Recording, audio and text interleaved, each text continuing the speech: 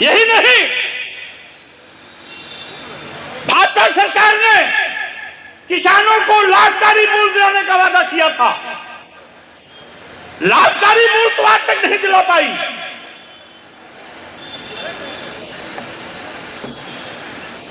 न्यूनतम समर्थन मूल्य की मांग को लेकर जब किसानों ने दिल्ली में धरना दिया तो किसानों पर बर्बर तरीके से लाठियां भाजी गई,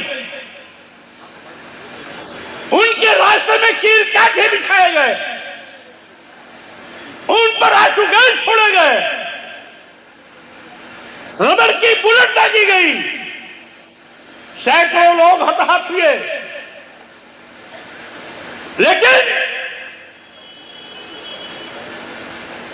न्यूनतम समर्थन मूल्य की घोषणा आज भी नहीं हुई। यही नहीं साथियों, ये वही मोदी सरकार है जिसने किसान बिल लाने की साजिश की, जिसके माध्यम से पूरे देश के किसानों की जमीनों को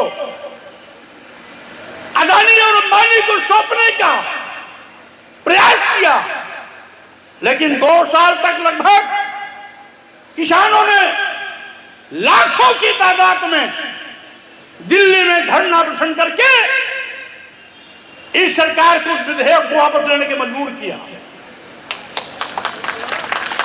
यद्यपि 750 किसानों को अपनी जान गंवानी पड़ी, उस लंबे धरने स्थल पर 750 किसानों को शहीद होना पड़ा।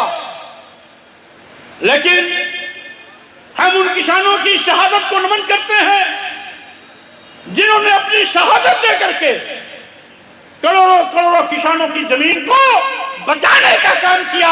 ऐसे किसानों को हम श्रद्धा सुमन अर्पित करते हैं। साथियों, यही नहीं, हमारे ग्रामीण क्षेत्र चाहे कुशीनगर जिला मुख्यालय के व्यापारी हो, तहसील के व्यापारी हो, विकास खंडों के व्यापारी हो, ग्रामीण क्षेत्र के व्यापारी हो, जिन्होंने कभी भाजपा को वोट और नोट दोनों दिया था, इस सरकार ने उन व्यापारियों तक को नहीं बख्शा।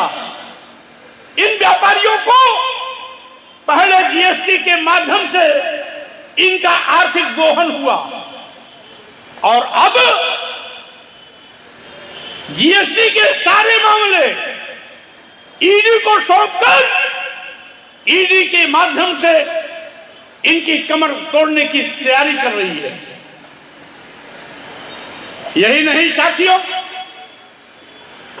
इस देश में केवल इस सरकार ने करोड़ों लोगों को बेरोजगार ही नहीं बनाया, बल्कि 80 करोड़ लोगों को इस सरकार ने गरीब बनाया, मजलूम बनाया, जिनकी जिंदगी 5 किलो 10 किलो चावल पर आकर अटक गई। 5 किलो 10 किलो चावल किसको मिलता है? जिसके पास खेती के लिए जमीन नहीं है, जिसके पास कोई रोजगार काम धंधा नहीं है, जिसके पास सरकारी नौकरी नहीं है। ऐसे देश के 80 करोड़ हमारे भाई बहन 5 किलो 10 किलो चावल के लिए लाइन लगाने के लिए मजबूर होते हैं। आखिर बताइए, जो 5 किलो 10 किलो चावल पर अपनी पूरी जिंदगी बिताएगा, वो अपने बच्चों को पढ़ाएगा कहां से? अपने बच्चों को कपड़ा कहां से पहनाएगा? अपने बच्चों को विश्वविद्यालय कहां से भेजेगा? अपने बच्चों को सरकारी ओहदेदार कहां से बनाएगा? यानी इस सरकार ने 80 करोड़ लोगों को गरीब बनाने का पाप किया। साथियों, मैं कहना चाहता हूं, आज देश में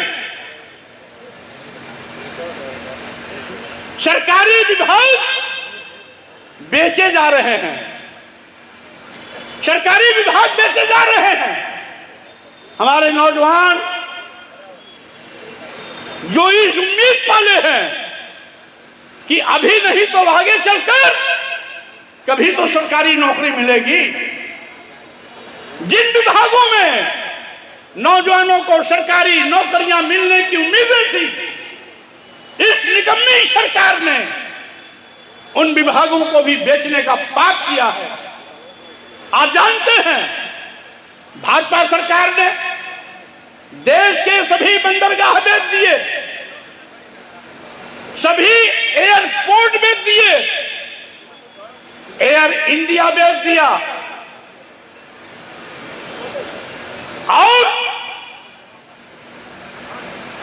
सारे रेलवे स्टेशन बेच दिए, कई दर्जन ट्रेनें बेच दी, यहां तक कि LIC जैसी बड़ी संस्था अदानी को दे दिया।